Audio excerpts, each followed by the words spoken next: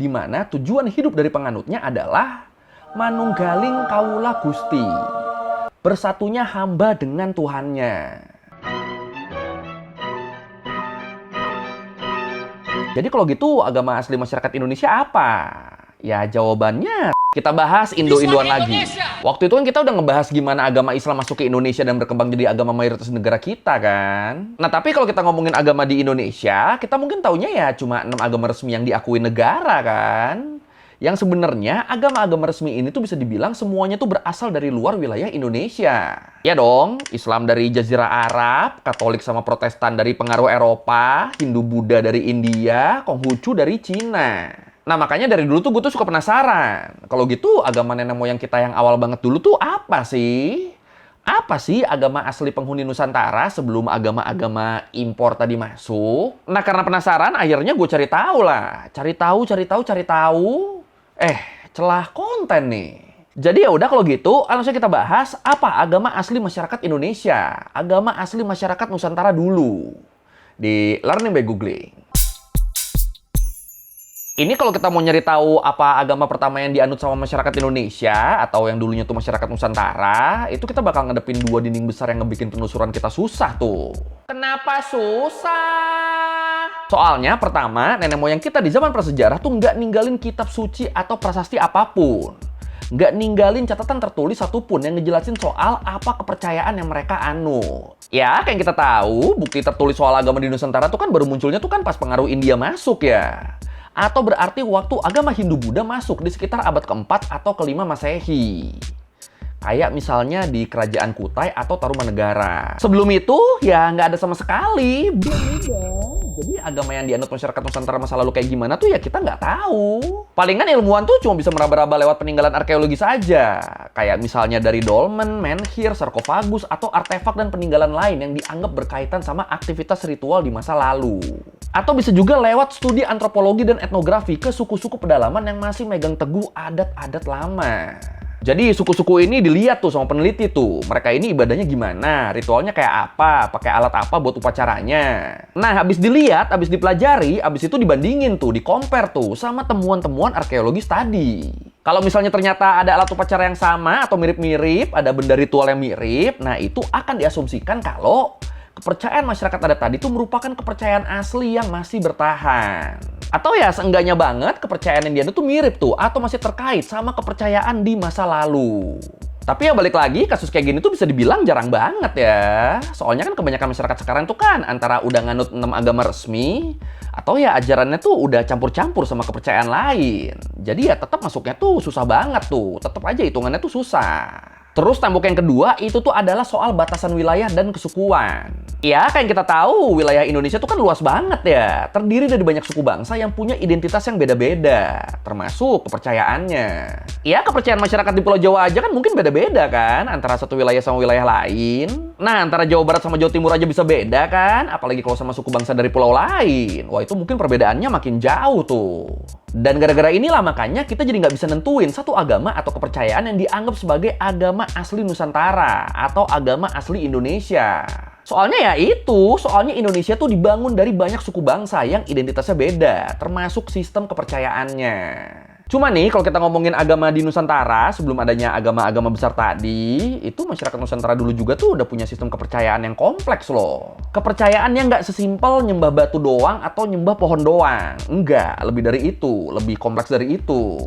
Dan kayak yang gue bilang tadi, sistem kepercayaannya tuh bervariasi ya. Tergantung kita mau ngomongin sistem kepercayaan di daerah mana atau sistem kepercayaan masyarakat mana. Nah, kalau menurut Britannica dan jurnal-jurnal antropologi disebut, seenggaknya ada beberapa jenis sistem kepercayaan yang dianut sama nenek moyang kita dulu. Nah, ini kita bedah satu-satu deh nih. Yang pertama, gue yakin lu udah pada tahu lah nih, animisme. Jadi animisme itu adalah istilah yang dipopulerin sama E.B. Tyler, antropolog dari Inggris. Jadi simpelnya, animisme itu adalah sistem agama yang percaya kalau segala sesuatu di dunia ini tuh punya jiwa, punya roh. Jadi pohon-pohon di hutan, gunung yang lagi meletus, sungai sampai binatang, itu semuanya punya jiwa, punya roh. Sama halnya kayak kita, kayak manusia. Makanya kebanyakan masyarakat adat yang masih punya kepercayaan semacam ini, mereka tuh bakal sangat menghargai alam dan lingkungan kan. Mau nebang pohon, izin dulu. Mau ngambil hasil alam, bilang permisi dulu. Ya pokoknya mereka tuh bakal sangat sopan banget tuh ke alam tuh. Karena ya bagi mereka, manusia dan segala hal yang ada di alam tuh sama-sama punya jiwa, sama-sama punya perasaan. Dan buat penganut animisme yang terkenal tuh contohnya tuh ini. Orang-orang Huichol di Meksiko yang pernah kita bahas. Ya, orang-orang Huichol tuh kan mereka kan percaya ya kalau semua komponen alam itu tuh punya jiwa, termasuk roh rusa biru yang waktu itu kita bahas. Atau kalau contoh yang ada di Indonesia tuh misalnya tuh contohnya ini. Kepercayaan Arat Sabulungan di Mentawai, di mana mereka percaya kalau setiap objek di alam, mau itu makhluk hidup atau benda mati, itu punya roh yang harus dihormati biar keseimbangan alam terjaga. The word animism comes from the Latin anima, which means breath, spirit, or life. And simply put, animism is the belief that objects, places, and creatures can possess a distinct spiritual essence. Yang kedua, lo juga pasti tahu nih, dinamisme. Jadi kalau animisme itu kan soal jiwa dan roh, kalau dinamisme itu soal energi atau kekuatan gaib. Jadi ya orang dulu tuh percaya banget tuh kalau di dunia ini tuh ada energi gaib yang bisa kita manfaatin. Dan buat ini contoh paling gampangnya tuh ini sih.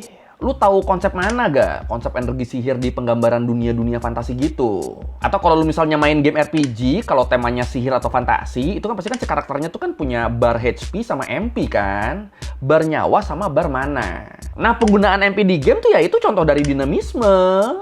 Jadi lu memanfaatkan energi alam buat memperkuat diri atau buat ngelihat masa depan. Nah, itu dinamisme tuh. Dan sebenarnya ada lagi nih yang mirip sama dinamisme. Namanya tuh fetishisme.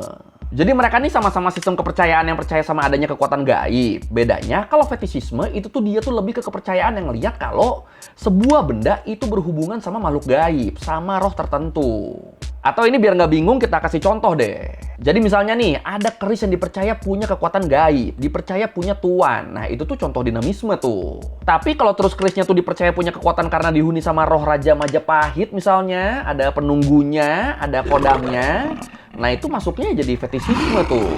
Atau ini buat contoh realnya nih, di masyarakat Jawa kuno dulu tuh ada satu kepercayaan yang disebut kapitayan. Kalau menurut sejarawan Agus Sunyoto, kapitayan ini tuh sebenarnya dia tuh kepercayaan monoteisme purba yang nyembah Sang Hyang Taya. Nyembah sesuatu yang hampa atau kosong tapi absolut. Nah tapi walaupun udah punya konsep monoteistik, udah nyembah satu Tuhan, tapi dalam prakteknya masih banyak praktek kepercayaan dinamisme di ajaran kapitayan ini. Soalnya orang-orang kapitayan tuh percaya kalau kekuatan Sang Hyang Taya tuh itu tuh nempel di benda-benda yang punya nama awalan tu atau to. Kayak misalnya tugu, tumba, tombak, tumba, watu, batu, atau tumpeng. Walah, ternyata makna kata tumpeng tuh dalam ya. Wah, baru tahu gue. Termind blowing nih gue nih. Terus yang ketiga ada totemisme. Kalau totemisme tuh percaya kalau manusia tuh punya hubungan kekerabatan mistis sama entitas alam tertentu yang disebut totem.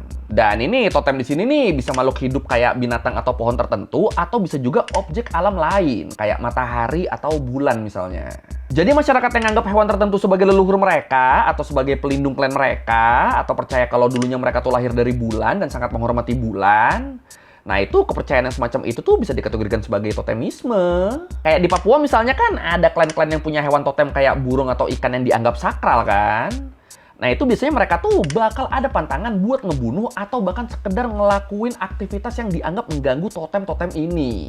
Atau contoh yang gue inget banget tuh ini nih, soal masyarakat asli Pulau Komodo atau biasa dikenal juga sebagai Atamodo. Jadi orang-orang asli Pulau Komodo mereka tuh percaya kalau leluhur mereka tuh dulunya adalah saudara kembar seekor komodo. Makanya mereka bisa hidup bareng sama komodo. Nah karena kepercayaan mereka begitu, akhirnya mereka punya banyak tabu dan larangan ke komodo deh. Mulai dari nggak boleh mengganggu, menyakiti, apalagi sampai membunuh. Dan itu kalau pantangan-pantangan itu dilanggar, wah itu bakal kualat mereka. Terus yang keempat ada syamamisme. Jadi simpelnya banget, syamamisme ini tuh adalah sistem di mana ada orang spesial yang bisa berkomunikasi langsung sama dunia roh dan jadi penghubung masyarakat sama roh-roh tadi. Dan sosok kayak gini tuh di kita tuh dikenal dengan nama yang macam-macam ya, mulai dari dukun, pawang, atau bisa juga si Kre di Mentawai sampai bisu di Bugis.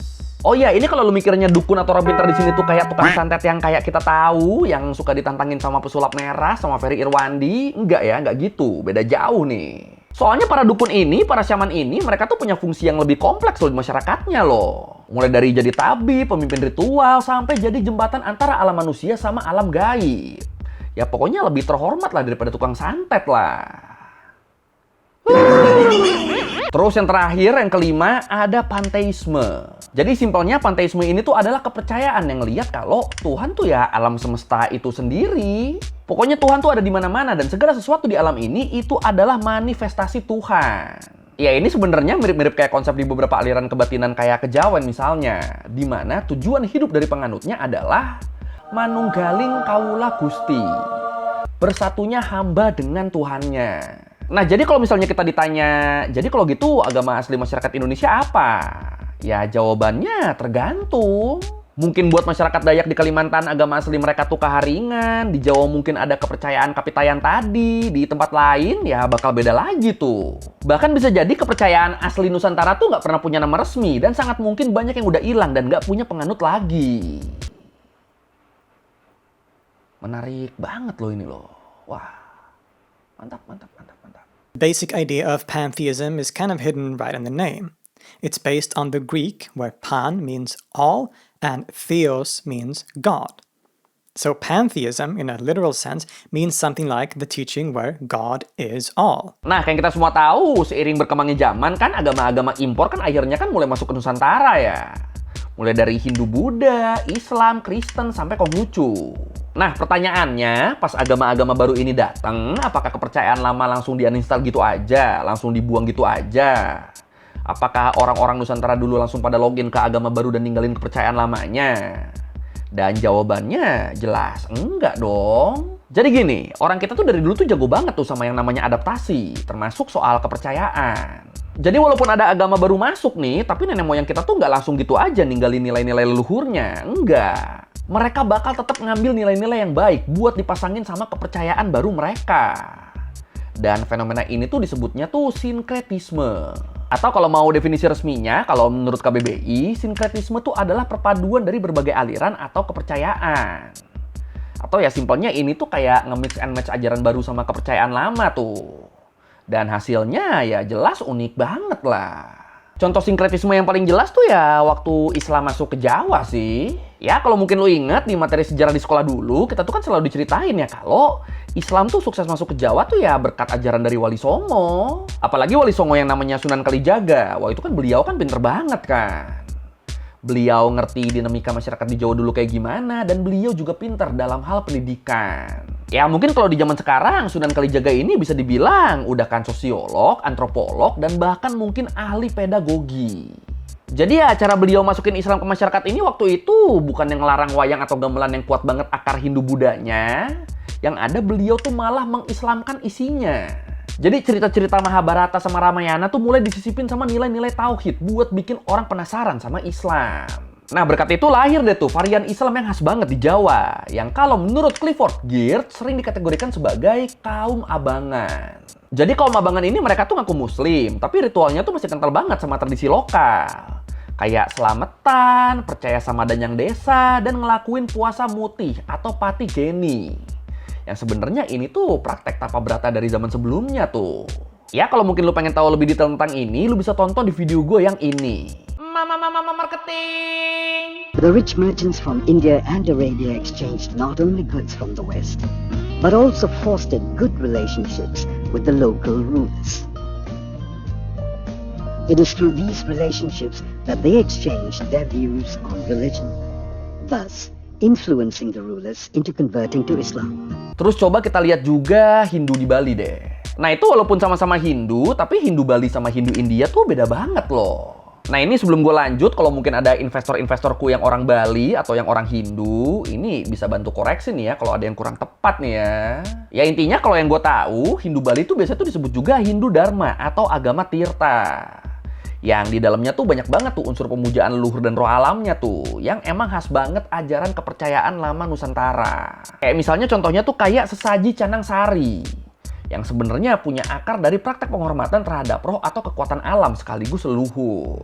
Atau ya berarti secara umum ini tuh masih ada praktek animismenya ya. Ya pokoknya intinya beda lah antara Hindu Bali sama Hindu India. Makanya kalau lu inget dulu kan ada video orang India marah-marah di Pura Bali kan, gara-gara menurut dia ajarannya tuh salah. Padahal ya emang beda ajarannya. Dan yang beginian nih ada juga loh di Kristen loh. Ya buat contohnya kita lihat aja masyarakat Batak yang mayoritas tuh adalah Kristen HKBP. Jadi walaupun mereka udah ke gereja, tapi banyak dari mereka yang masih ngejalanin hukum adat yang ketat, yang aslinya berasal dari kepercayaan kuno mereka. Atau contoh lain, di Kalimantan tuh ada yang namanya penganut keharingan, yang dulu sempat nggak diakui negara tuh. Sampai akhirnya di tahun 1980 mereka terpaksa berintegrasi ke Hindu biar dapat pengakuan. Yang akhirnya mereka jadi Hindu keharingan. Jadi gitu, jadi berintegrasi ke Hindu, padahal ya praktek asli mereka tuh beda sama Hindu. Dan kalau yang terakhir ini sih ya itu tadi ya, ngesingnya tuh lebih ke terpaksa karena ditekan sama pemerintah. Jadi ya itu ya, kita nggak bisa tuh ngotak-ngotakin soal agama mana yang pertama, agama mana yang asli Nusantara, terus ngaku si paling Indonesia tuh nggak bisa tuh. Soalnya ya pada dasarnya ajaran nenek moyang kita yang diwarisin sampai kita itu tuh nggak pernah terpaku sama nama agama tertentu. Dan kalau kita lihat dari semua ajaran-ajaran keagamaan yang berkembang di Nusantara, semuanya tuh punya poin penting yang sama loh. Semua kepercayaan tadi tuh menekankan pada harmoni, pada keselarasan, pada soal hidup berdampingan dengan semua makhluk. Mau akhirnya ritusnya berubah, mau akhirnya namanya ganti, kita diajarin buat tetap ngambil nilai baik dari masa lalu. Pokoknya kita diajarin buat tetap hidup selaras dengan alam, lingkungan, dan jangan sampai lupa sama leluhur. Dan ya menurut gue ajaran ini tuh masih sejalan sih sama ajaran-ajaran agama resmi di Indonesia ya. Ya coba aja dulu sebutin deh kalau ada deh agama mana yang ngajarin umatnya buat ngerusak alam. Gak ada kan. Jadi kalau sekarang malah ada orang yang berusaha buat ngerusak alam, gak peduli sesama, bahkan pengen mutus anak bangsa dari identitas leluhurnya, wah itu jelas dia nggak dapat esensi dari kebijaksanaan asli Nusantara itu. Jelas sesat itu. Tapi emang ada orang yang kayak gitu? Ada gak sih? Silakan komen.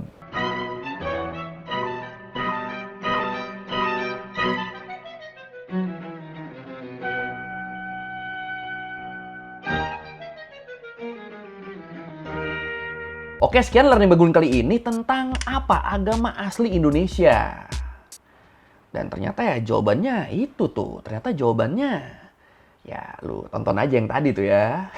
Ya kalau lu merevisi kayak gue udah salah, atau lu mau nanya, atau nambahin video, atau tulis di komen, kita juga biasa. Sekali lagi thank you dan jangan lupa like, comment, subscribe. Bye.